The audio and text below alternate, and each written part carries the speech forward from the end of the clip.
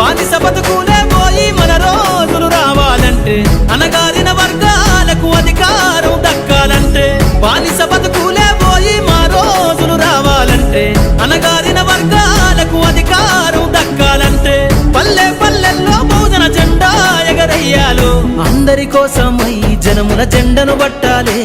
బతుకుల్లో వెలుగులు నింప బహుజన వాదం ఎత్తాలే.